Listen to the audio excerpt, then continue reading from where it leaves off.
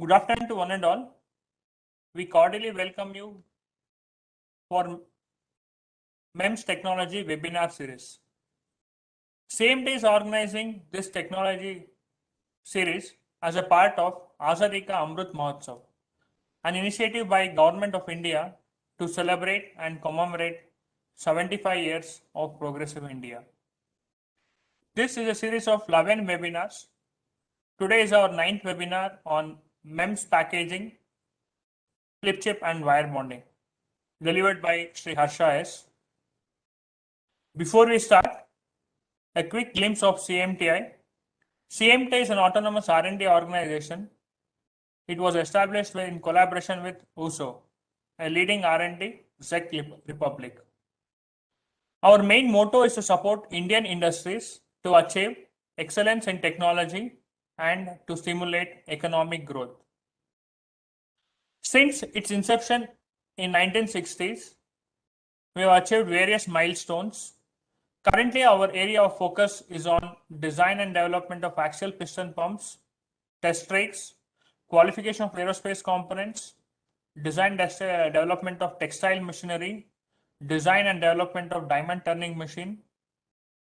We are also into surface engineering, and our current area of focus is on smart manufacturing or Industry 4.0. This is a model of CMTI. We closely work with academic institutes and also with industries. We seek for knowledge from academia and also opportunities from industries. CMTI takes up one of complex, denied, and where there is scope for innovative or indigenization of technology, and we deliver it to industries. CMTI is a one-stop solution for design, manufacturing, inspection, testing, assembly, and quality control. Keeping the functionalities of various departments, CMTI is divided into sub-centers. We have a center for machine tools and special purpose equipments, center for smart manufacturing, precision machine tools and aggregates, center for sensors, vision technology and controls, center for micro nano manufacturing and metrology, center for additive and special manufacturing processes, center for skill development, center for business development and support services. And we also have a center for planning, finance, administrative and engineering services. Center for Skill Development or CAEMT is the HR wing of CMTI. We conduct plenty of short-term training programs ranging from 1 day to 5 days. We conduct plenty of scheduled, exclusive and customized on-site training programs. This series of webinar is being hosted by CSVTC Center. CMTI also offers laboratory services, and 2 of our labs are also accredited by NABL. Today's session is delivered by Sri Harsha S. Currently, Harsha is working as Scientist C. He belongs to MEMS and Sensors Group and also a part of Micro Nano System Engineering Group of Center for Sensors, Vision Technology and Controls. Sri Harsha ji has completed his post-graduation in VLSI and Embedded Systems. He has more than 10 years of professional experience. He is currently working in the field of sensor design and development, packaging of 2D microsystems. He is actively involved in dicing of silicon, glass, and ceramic substrates. He is also involved in wire bonding of dies and packages in mill sizes through wedge, ball, and ribbon bonding. Bond strength validation through push, pull, shear, and vector methods as per mill standards. Fine fit, flip chip bonding, thermocompression, ultrasonic, and UV bonding. Fabrication of thin film temperature sensors. Is also actively involved in electron beam evaporation of metals and dielectrics, lithography, direct writing. He has presented more than 10 papers in national and international conferences. He is also a resource person for plenty of our training programs in the field of MEMS. He has mentored many graduates and postgraduate engineering students as a part of their thesis work. With this brief introduction, I welcome all participants for this webinar. Thank you, sir. Over to you.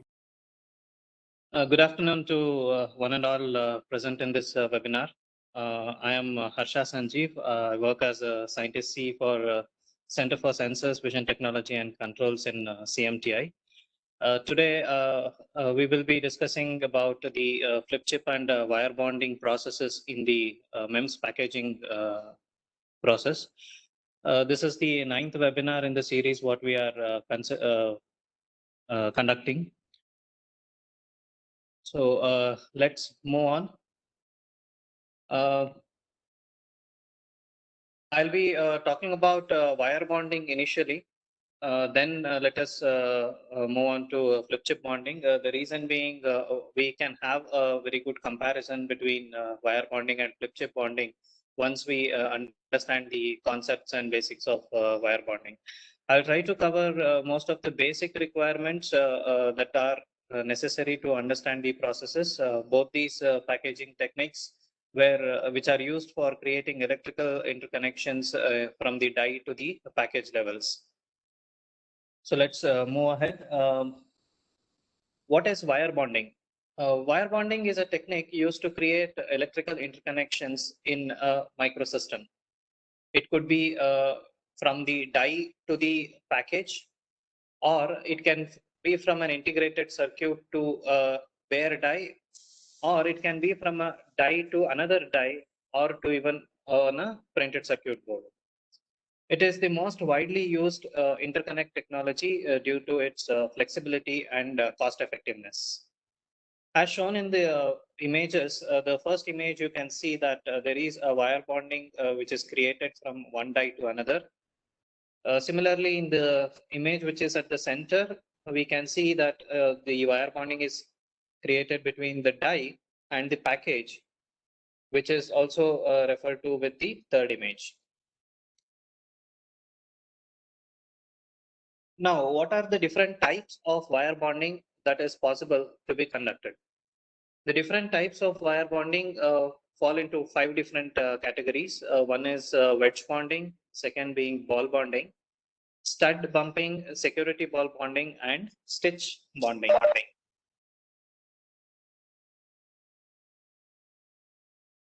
Hello? Okay.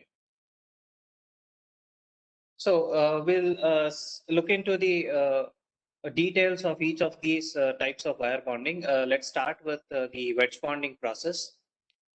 The wedge bonding is named based on the shape of its bonding tool. The tool which is used as shown in the animation is looking like a wedge. So the name is being carried forward from the bonding tool here.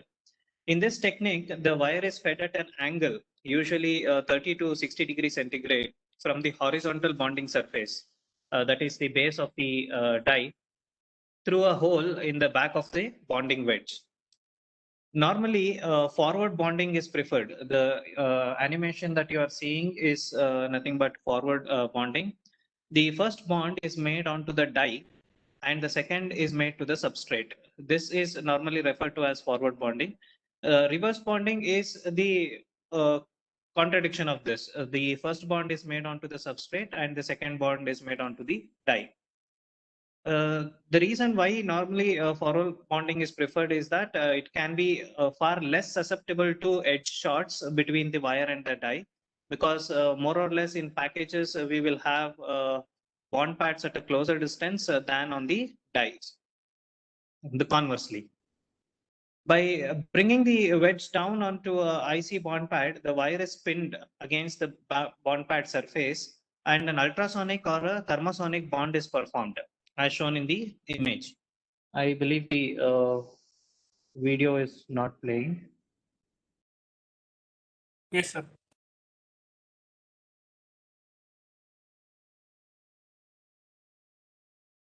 Okay, I'll try to show the video by the end of the presentation. First the wedge comes down onto the IC bond pad. The wire is pinned against the pad surface and an ultrasonic or a thermosonic bond is performed, that is on the die. Next, the wedge rises and executes a motion to create a desired loop shape. And at the second bond location, the wedge again descends to complete the second bond. During the loop formation, the bonding wedge, feed hole and the movement of the axis must be aligned with the center line of the first bond in order to form the loop properly, and the wire can be fed freely through the hole in the wedge. Several methods can be used to terminate or end the wire after the second bonds. Usually for small wires which are less than about 75 microns in diameter, clamps can be used to break the wire while machine bonding force is maintained onto the second bond. That is, we call the process as clamp tear. The clamps remain, if the clamps remain stationary and the bonding tool raises off the second bond to tear the wire, then the process is called table tear. So there are two methodologies that we are talking about here to end or terminate the wire at the second bond. So now the question arises whether clamp tear is better or table tear is better. In clamp tear, the process is such that it offers slightly higher yield and reliability than the table tear process. This is mainly due to the force that is maintained on the second bond during the clamp tear motion. Also, the clamp tear offers a small speed advantage over the table tear process since very few table motions are required. When I say table motions, we are referring to the axis movement here. So by seeing or looking into these two points, we can conclude that the clamp tear process is a better process and we can adapt more easily than the table tear for the termination of the second bond. For large bonding wires, that is wires with sizes or diameter greater than 75 microns, other methods can be used such as cutting blade or the wire placement into a channel in the wedge for wire termination. Now, as the wedge moves upwards, the clamped wire is fed under it to begin the next bonding wire. So this completes one bonding cycle. So that's about the wedge bonding process. Now let's see the ball bonding process. As shown in the image again, in this technique, the wire is passed through a hollow capillary. In the previous process, the tool used was a wedge, but here the tool used is a capillary. And once this wire is passed through a hollow capillary, an electronic flame off system, or EFO as we refer to in short, is used to melt a small portion of the wire extending beneath the capillary. The surface tension of the molten metal forms a spherical shape or a ball as the wire material solidifies once the electronic flame off is triggered. The ball is then pressed onto the bonding pad on the die with sufficient force to cause plastic deformation and atomic interdiffusion of the wire. The underlying metallization ensures proper contact between the two metal surfaces and forms the first bond. This first bond is also called as ball bond. The capillary is then raised and repositioned over the second bond site on the package or on the substrate while carefully following a loop forming path. We will discuss about different types of loops at a later point in the presentation. Deforming the wire against the bond pad makes the second bond, which can be called as a wedge bond or a stitch bond. If we are terminating the second bond on the package die, then package bond pad, then it is called as a wedge bond. And if we continue from that position to another bond location, then it is referred to as a stitch bond. After this, the wire clamp is closed and the capillary moves upwards once again, breaking the wire just about the wedge. An exact wire length is left for EFO to form a new ball to begin the next wire bonding process, so that the ball formation for the next wire bond is completed. Ball bonding is a general procedure used in thermocompression or thermosonic bonding process. Here it requires a higher temperature ranging from 100 degrees centigrade to 500 degrees centigrade, depending on the bonding process and the substrate material.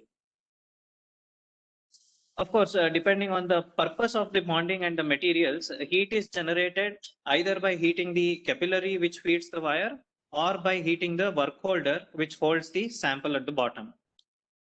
So in most of the ball bonding process, relatively small gold wire, when I say small, it is referring to less than 75 micrometer in size, is used in the technique.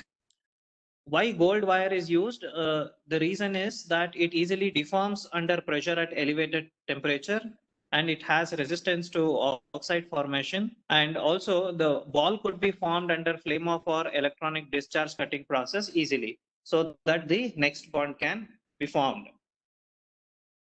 The general application where ball bonding is used is where pad pitch is greater than 100 micrometer. However, recently we have been seeing that it is being used where pad pitches are ranging around 50 micrometers too, where the bond pad size is considered to be generally 2.5 times of the wire diameter. Now let's move on to stud bumping.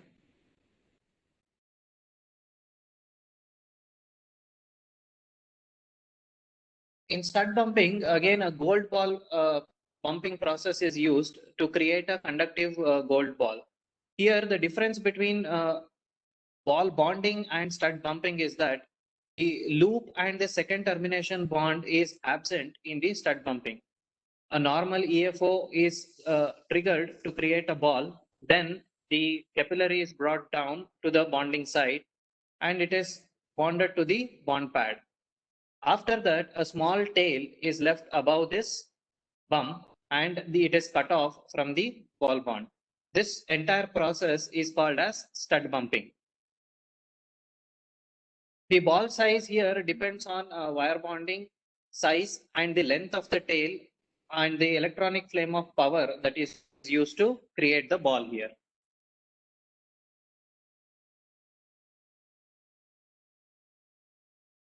I think the video is not playing here again. Yes. I would like to disconnect this and share the screen again just to check whether it works if that's not a problem. Yes, sir, you can try that. Okay. Give me a minute, please.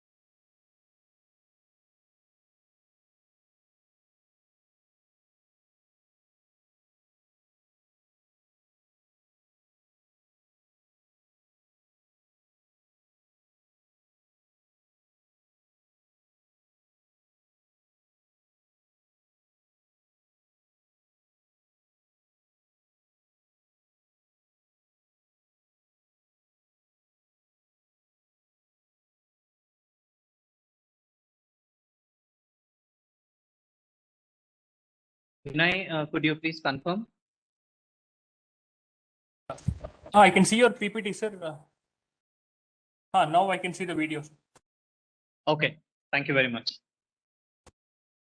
So let's continue. I would like to go back to the wedge bonding slide where the video is showing very clearly how the wedge bonding is being created. So more or less the animation also shows the similar process, but the speed at which the wedge bonding can be done with different loop heights and the loop distances can be seen in the video. So further, let us see the stud bonding process. As shown in the video, we can very clearly see that there is no second or termination bond here, and there is no loop that is being involved. But there is a ball formation which is created through the electronic flame off process, and that ball is being pulled down by the capillary and placed onto the metal bond pad. And further, a tail, a small length of wire is left onto the ball so that the next flame off on the capillary can take place properly. Again, the ball size here depends on the bonding wire size, the length of the tail, and the electronic flame off of the power of the electronic flame off used to create the ball. Now, let us see the other two methods of wire bonding. One is the security ball bonding, and the other one is the stitch ball bonding. As shown in the video, for additional reliability, the wire bond a security bond over the stitch or the second bond of each ball bond is added. For example, once the first bond, the initiation bond to the termination bond is complete, then an additional wire bond is being added onto the stitch bonding. Then on the stitch bonding, you can see that it is continuously being taken from one position to another without breaking the wire at the end of the termination bond. So that gives us an application where we have to create shorts or grounding applications in grounding requirements can be addressed in most of the integrated circuits. So what are the different types of loops that we come across in wire bonding? Let's look at them one after the other. The first one is the basic loop, where the capillary moves up and towards the second bond. And the longer the wire loop, the tension between the initial wire bond and the wire will be increased. This can also result in failure and the poor stability of the wire.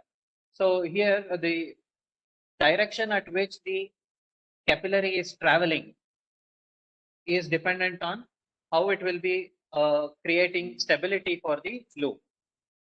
The next loop type is the reverse loop, where the capillary is moved away from the second bond side before it reaches the desired height. So we can see that the second bond side on the image is towards the right hand side, but the capillary movement was towards the left hand side when it moved upwards. So this wire forms a more stable shape, and the angle of the wire to this bond is reduced. Here, the longer wire loops can be formed without losing reliability and loop stability. The other two types of loops that are generally used in wire bonding are double reverse loop and long loop. The double reverse loop is more or less similar to the reverse loop option. However, this involves additional 3 steps to make the double reverse loop in the similar way how the reverse loop is created, with a more curved shape. And here the loop is highly stable, and this greatly reduces the tension between the bond and the wire. In the long loop requirement, towards the end of the loop forming, capillary is moved down, but is not attached to the second bond side. After moving downwards, it is again traveling towards the second bond side and is terminated on the second bond. In this method, the loop is more flat, and the added angles provide more stability to the loop. This can result in longer wire loop applications, or where there is a longer distance of wire that has to be traveled in any requirement. This kind of loop can be adapted. And here the disadvantage is that the tension between the wire bond and the wire is increased when you compare it to the double reverse loop or the reverse loop. Now let's see what are the different types of wires that are being used in the wire bonding applications. In general, or I can say most abundantly, we use gold wires here with the thermocompression bonding process, and at times with the thermosonic bonding as well. Why do we use gold wire? The reason is that the surface finish and the surface cleanliness which has to be maintained here, and the stability that we stability that we get with the gold wire is high. The disadvantage is that the surface finish and the surface cleanliness will become a critical issue because this leads to clogging of the capillaries. In general, gold wire has an adequate breaking strength and provides proper elongation of the wire bonding. As such a material, gold is very soft, and hence small amounts of impurities such as beryllium and copper are added to make the gold wire workable. The beryllium doped wire is stronger than compared to the copper doped wire by about 10 to 20% under most conditions. And this turns out to be advantageous because it can be used in automated thermosonic bonding, where high-speed capillary movements will generate higher stresses. Now let's see the aluminum wire. The aluminum wire is typically too soft to be drawn into a fine wire. Therefore, the metal aluminum is often alloyed with 1% silicon or 1% magnesium to provide a strengthening mechanism. This wire is generally used for most of the wedge bonding applications and when there is a cost restriction. The aluminum 1% magnesium alloy wire bonds satisfactorily and it is superior to the aluminum 1% silicon wire. This is in terms of resistance offered to fatigue failure and to ultimate strength degradation after exposure to elevated temperatures. So at elevated temperatures, the 1% silicon alloyed aluminum wire performs inferior to the aluminum with 1% magnesium wire. The other option, what we generally use is copper wire. This has been considered as a material which can replace gold recently. The reason why it is being used is the IC metallization has received considerable attention because of the cost factor. The other technical advantage that we see with this is that the resistance to the sweep during plastic encapsulation is good. The term sweep is a tendency of the wire to move the plane perpendicular to its length. The major problem for this system is bondability. That is, when we adapt copper wire for wire bonding purpose, bondability is one critical aspect that we face. That is because copper is harder than gold and aluminum, and this leads to cratering or it pushes the metallization aside. So the harder the metallization, that would be a prime requirement if you want to adapt the copper wire bonding. In addition, when we adapt copper wire bonding, the ball bonding must be performed in an inert atmosphere since copper oxidizes readily. The inert atmosphere could be created using a nitrogen gas confined to the bonding region, which is certainly possible. And we have done an extensive study on adaptability of copper as against gold in the wire bonding processes, where copper along with palladium coating will give us very good results in comparison with gold and aluminum. And the cost factor is also considerably reduced to almost 50%.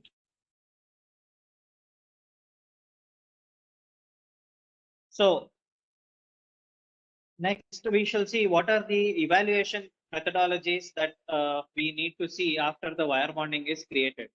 Once the wire bonding is created, how do we test or how can we conduct tests on them to have a reliable result?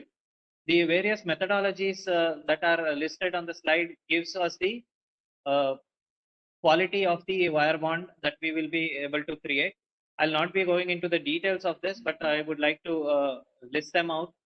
The most important evaluation techniques would be to have an internal visual inspection, then ball bond shear test and a non-destructive bond pull test.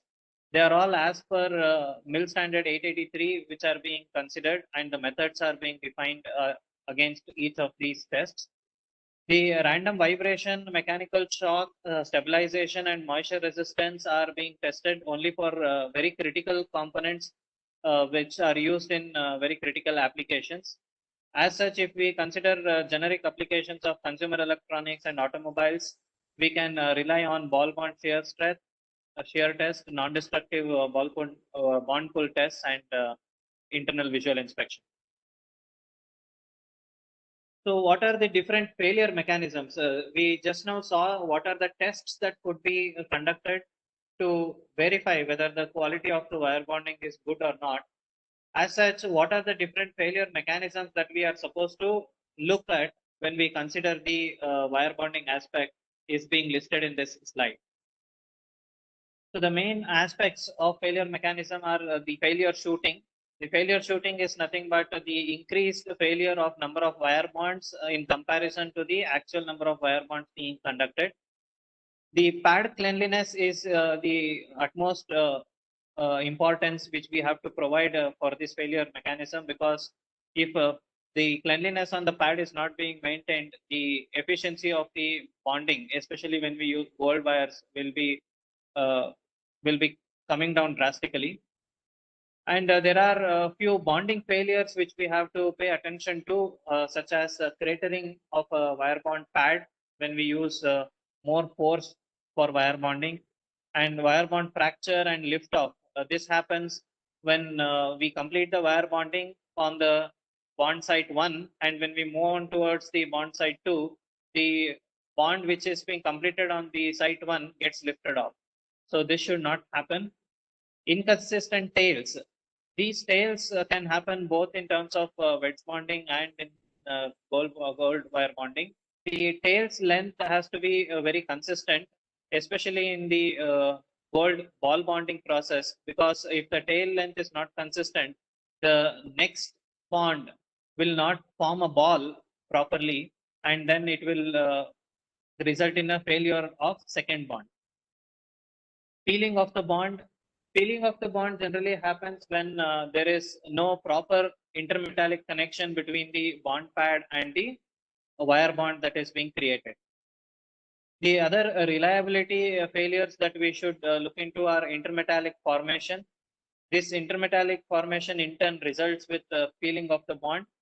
Then wire flexure fatigue. The fatigue aspect comes into picture when we use this process for number of iterations. Wire bond liftoff, as discussed earlier.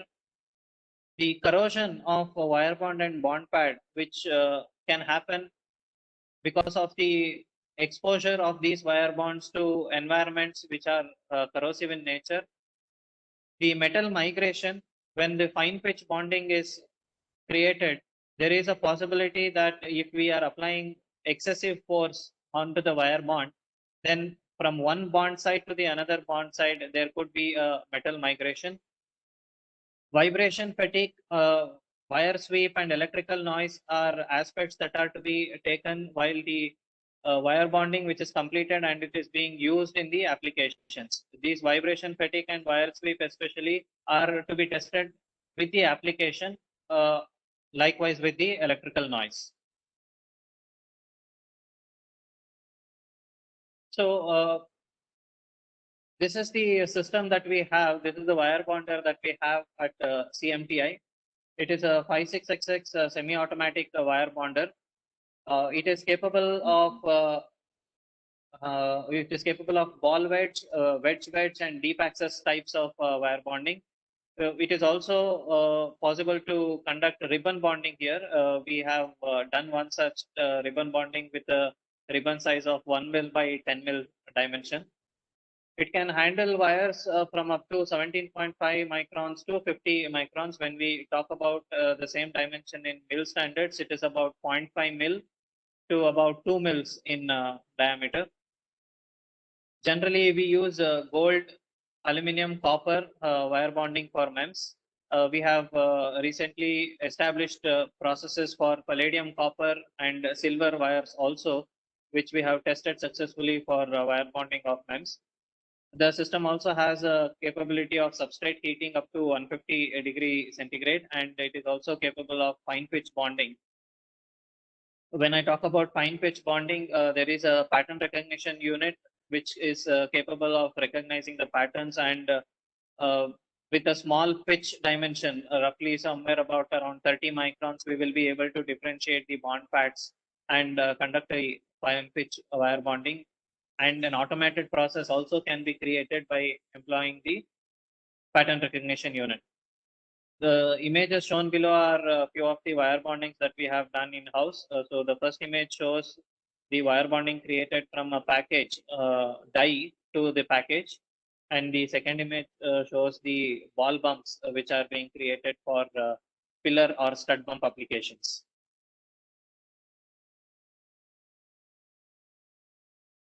So now let us move on to flip chip bonding process.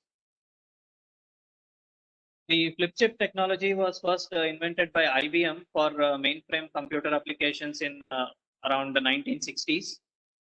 The flip chip assembly is a key technology for advanced packaging of microelectronic circuits.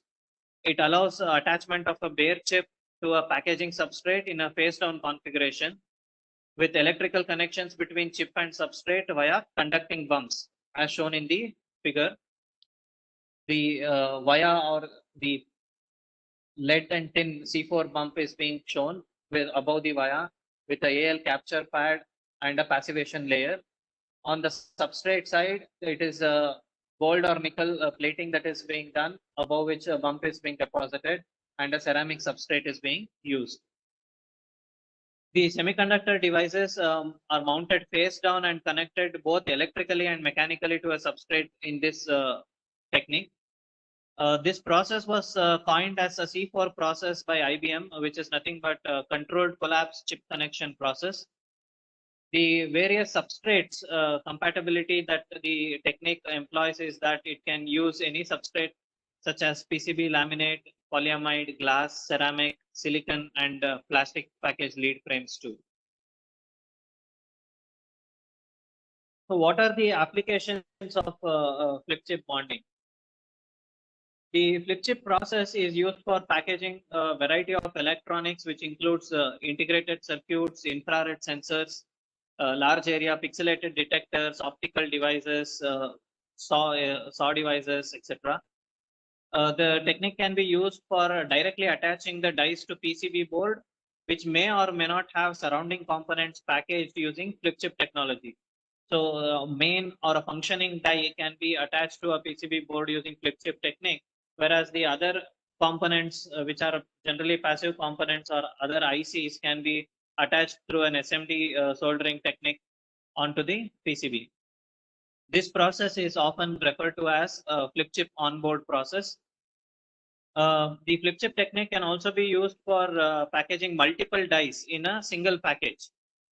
This process is known as flip chip in packages, and it can also be used for producing 3D packages where multiple dies can be packaged together in a cascaded arrangement, that is one above the other, is also possible, creating vias through the in-between layers and redistribution layers. This technology is widely adapted in consumer electronics to minimize the real estate or the space that is being used in the consumer goods. So what are the different advantages that we have from flip chip bonding? Especially when we have understood the wire bonding techniques, in comparison with the wire bonding process, the flip chip bonding has various advantages. The key advantage is that it improves the electrical performance. The small bumps of flip chip interconnection will provide shorter electrical paths, which in turn yields excellent electrical properties with low capacitance, inductance, and resistance. Hence, there is greater improvement in electrical performance. This results in greatly improved high frequency performance also as compared to the other interconnection methods such as wire bonded or chip onto the substrate. The other important advantage of flip chip assembly is its compactness, which reduces the size and weight compared to the traditional wire bonded packages. The electrical connection of these pads on the flip chip technique uses substrate surfaces and chip pad dimensions, which can be laid out as an area array rather than around the periphery as compared to the typical wire bonding configuration. So thereby 2D array structure can save chip space and reduction in footprint of the chip on the substrate. The low profile and small physical area of the flip chip structures allows manufacturing of small electronic packages. These small electronics packages, as I was referring to, are more widely seen in the consumer electronics modes. Not only in consumer electronic mode, applications in space, satellites also involve the flip chip methodology. Now, let us look into the different types of flip chip bonding that is possible. The major types, there are actually varieties of bonding itself, like how we discussed in the previous webinar when we were talking about vapor bonding. There are different types of bonding that is possible. There is eutectic bonding, there is thermocompression bonding, there is adhesive based bonding, there is UV based bonding, there is ultrasonic based bonding. So apart from all those things, the major classification that what we can arrive at or what we can streamline is that the four types of flip chip bonding here: the adhesive based flip chip bonding and the flip chip bonding by reflow. The other two methods which are generically used are thermocompression and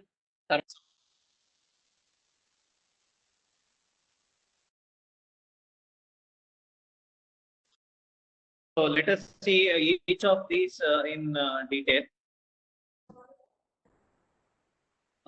When we talk about adhesive based flip chip bonding methods, it is quite obvious that one or the other adhesive is used to perform the adhesive based flip chip bonding. The adhesives that are used in flip chip assemblies can be again broadly classified as conductive adhesives or non-conductive adhesives. Under conductive adhesives, we can further divide them into anisotropic conductive adhesives and isotropic conductive adhesives. The anisotropic conductive adhesives use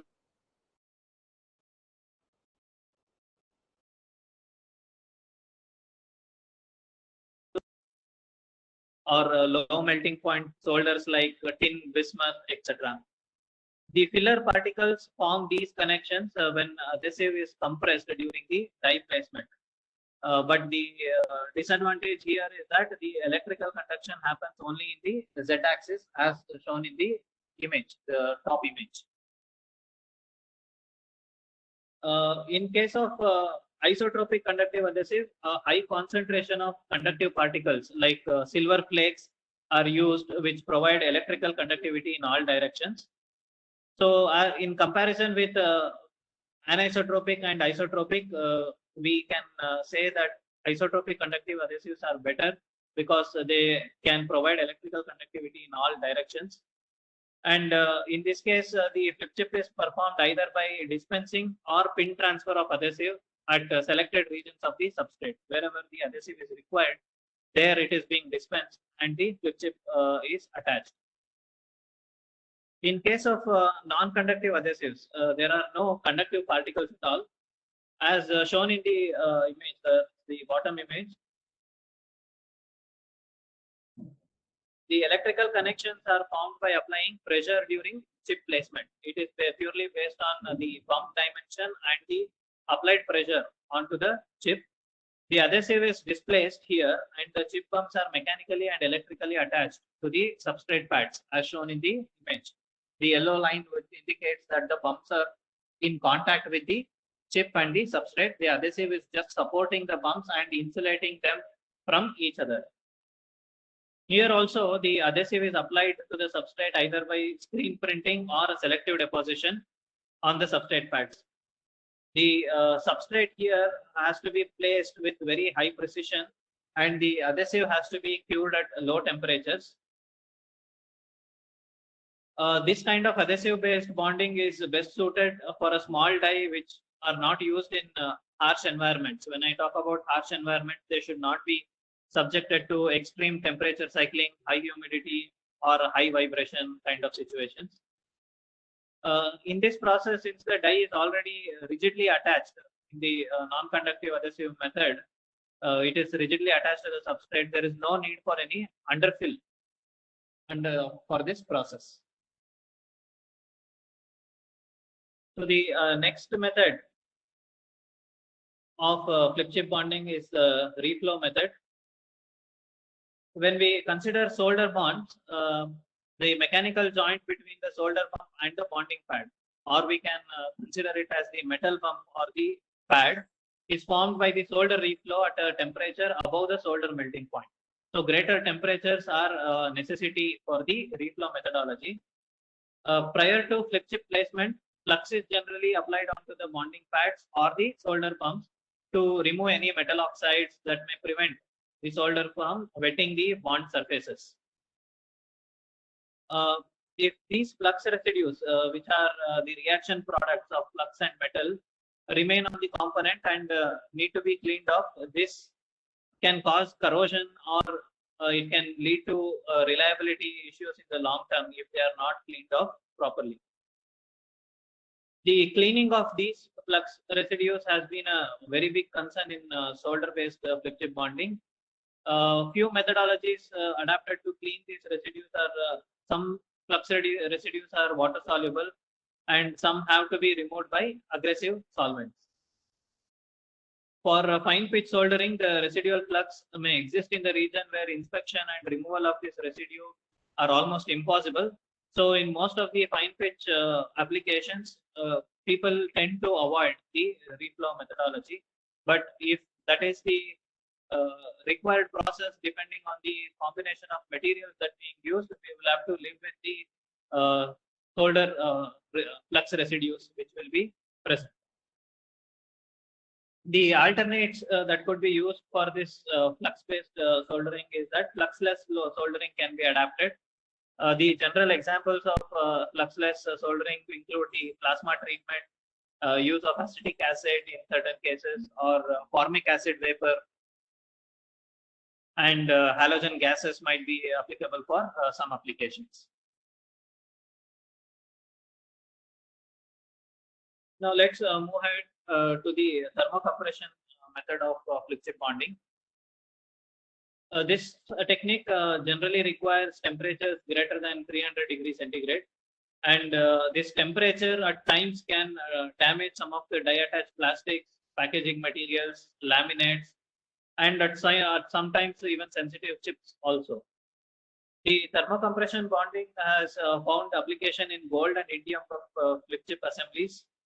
These bumps are made on substrates using electroplating or stud bumping methods.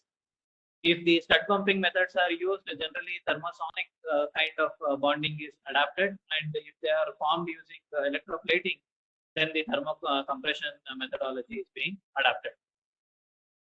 During the bonding process, the chip is picked up and aligned face down to the bumps on the heated substrate. And when the bonding tool presses down, the gold or indium bumps deform and make contact with the bonding pads. And this causes a pure metal to metal bonding, thereby completing the thermocompression bonding process. In this method, as discussed before, it requires gold bonding pads for attachment. Aluminum pads are not very suitable due to their surface oxidation phenomena. And in this methodology also, underfill may not be generally required because it is metal to metal contact that we will be creating by applying temperature and force. The other requirement what we generally require in thermocompression bonding is that it has to be ideally sealed in a hermetic enclosure. So in order to conduct these methodologies, a flip chip bonder is used, which is a system capable of thermocompression and all these varieties of bonding. At the same time, it should be able to produce a high bonding temperature of greater than 300 degrees centigrade and a force up to at least 100 centinewton per bump, and a high degree of parallelism between the chip and the substrate has to be maintained. If this parallelism is not maintained, then there could be shorts that are created in the flip chip bonding process, and the electrical interconnections may not read out the proper signals. For high yield bonding, the bonding force and temperature need to be well controlled, And in order to avoid damaging the semiconductor material, bonding force must be applied with a gradient. In the similar way, the temperature should also be applied in a gradient. We cannot just like that raise the temperature to the higher value and cool down with active cooling. Excessive bonding force may cause cracks in the chip passivation, and this excessive force can also cause bump bridging, or this can also be called as shorting in the fine pitch array due to over deformation of the bumps. The same bump bridging we discussed in the wire bond process when the fine pitch applications are present. If the force is applied there also, the contact from one metal pad to other metal pad can create a short. Here, if the force is slightly higher also, because there is a chip which is heated and the bumps are in a molten form, the possibility of these bump bridging phenomena is high in a fine pitch array when the flip chip is conducted. Now let us see the thermocompression with thermosonic as an addition. So it is termed as the thermosonic compression based flip chip bonding. It is very similar to the thermocompression methodology, but in addition to thermocompression, it uses an energy from ultrasonic vibration. So this allows a reduction in heat and the force required for this process. As we were discussing, the disadvantages that we can see in the thermocompression bonding mainly relies due to heat and the force that is being applied. So by adding the ultrasonic vibration to the thermocompression process, here in the thermosonic process, we can reduce the heat and force required for the flip chip technique. This technology is increasingly used in low pin count applications. It can be like LED kind of applications, smart card applications, or acoustic wave SAW filters in the telecommunication applications. Here in this technique, most often gold stud bumping is used for flip chip, since it has many advantages over solder bump. So the gold bump contacts are placed with a wire bonder and can be put onto any bond pad which the wire can be bonded to. And then it can also be placed onto bond pads as small as 75 microns and on pitches as small as 125 microns. So this 125 microns continuous research has been happening, and we have been able to bring it down to the range between 15 to 30 microns of the pitch as of now. The gold bump is also more compliant than solder, so that has a greater advantage over the solder bump, and it is most widely adapted in the thermosonic compression bonding. Since the stud bump can be created on a wire bonder, here the underbump metallization will not be required, and the direct metal contact will be happening when the force is applied. The single or the off-the-shelf die can be bumped out and the flip without pre-processing. So this makes the stud bump flip chip fast, efficient, and at times flexible for product development, prototyping, and it can also be used up to the medium volume production. So the same thing can be adapted to easily scale up to high volume wafer-based production with automated equipment. Since the stud bumping is a serial process, the bumping time required will increase with the increase in the number of bumps. So the disadvantage of stud bumping process is that if we have an array of bumps which runs into hundreds or thousands, the bumping time required will be directly proportional to the number of bumps that are to be present. But however, in the recent scenario, there are equipment which can place as many as 12 bumps per second, and there is a very fast bumping mechanism also available. But when we compare this to the other thermocompression process where bumps are created through electroplating route, that stands out because all the arrays can be created in one shot. Here it has to be done in a serial manner. The additional requirement what the stud bump assemblies demand is more like a precise die placement is required, apart from the alignment what we do. And we cannot afford to have any placement errors in this method. If we have any placement errors, again we will be having a die or a flip chip bonded device which will have shorts or it may give us wrong signals. So now that we have seen the different types of flip chip bonding, there are different types of bumps which we have almost discussed in the explanation during the process of types.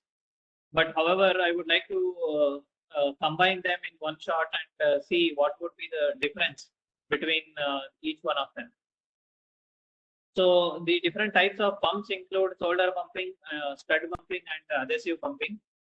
In solder pumping, metal layer is deposited over the bond pad using processes such as plating, sputtering, or bumping. The underpump metallization acts like an interface between the bond pads and the solder pumps here.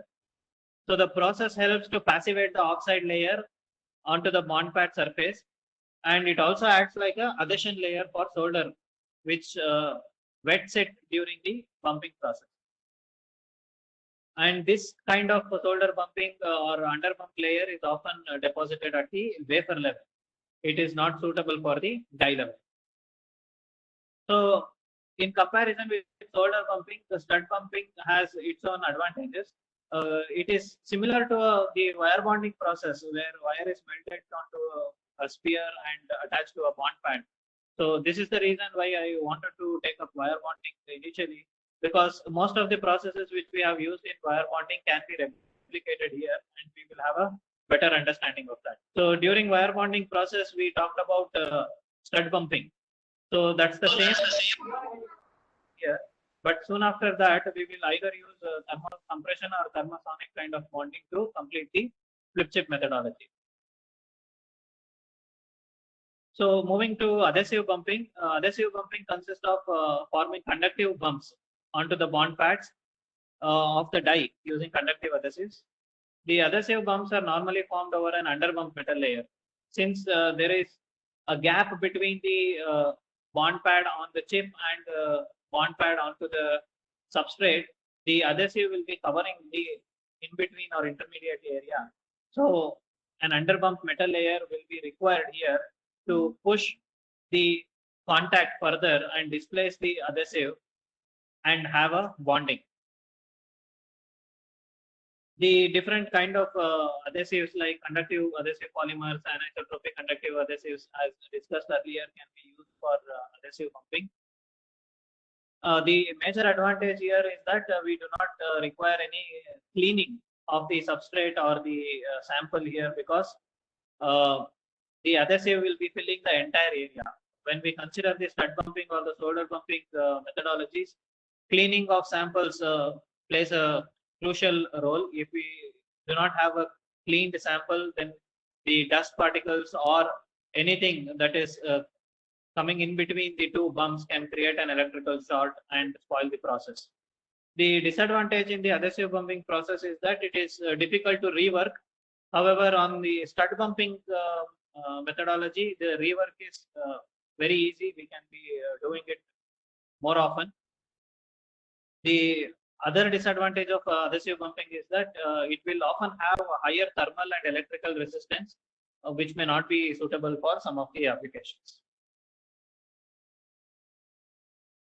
So what are the process steps that we have to follow in the flip chip bonding process? We talked about different types, we talked about different bump methodologies. So what are the different process steps that are involved in the flip chip bonding? The first and foremost will be the alignment. The second one is the reflow. I have termed reflow in alternate or in continuation with adhesive, thermocompression or thermosonic, because it depends on how we will be able to adapt to each process on the application.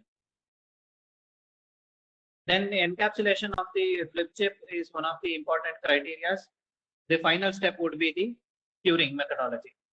So the alignment here, the die with conductive bumps is flipped and aligned to the conductive bumps on the die with the contact pads of the substrate. High accuracy placement is the most important requirement in this methodology. Then during reflow, if we consider it as an example, once a die is aligned and flipped onto the substrate, conductive bumps are reflowed to spread the conductive material evenly across the bond pads. This process improves the wettability of solder and reduces the gap, or we can call it as a standoff between the die and the substrate. So encapsulation, the flip chip assembly is encapsulated after reflow by filling the gaps between die and the substrate. The encapsulant is deposited near the edges of the die so that it flows across the gap between the die and the substrate by capillary action by filling the space between the bumps. The underfill, in addition to mechanical strength and the reliability, helps with the thermal expansion mismatch between the die and the substrate during the encapsulation process. As a final step, the flip chip process is to cure the underfill and harden. So how to select the assembly process in flip chip, or alternatively, we can say that what are the factors that we should choose while choosing a flip chip methodology. We should understand the chip of metallurgy, what is present, and we should choose the substrate materials, whether it is ceramic, glass, laminate, and accordingly we should adapt to the different types of flip chip methodologies. The die size also is of a concern. If the die size is very small, then we may not be able to adapt the reflow methodologies. So we may have to consider what is the size of the die that we are using.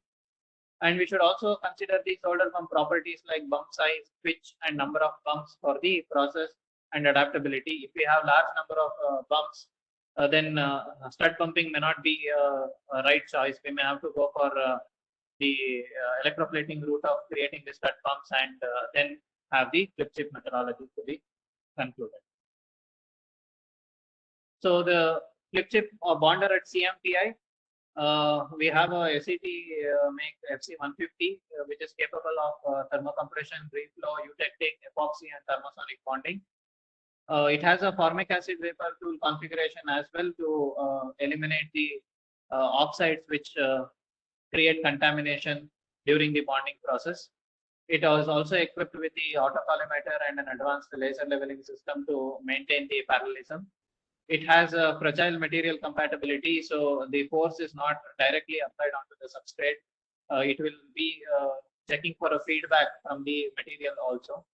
The temperature capability is up to about 450 degrees centigrade, and the force range can go up to 100 kilograms.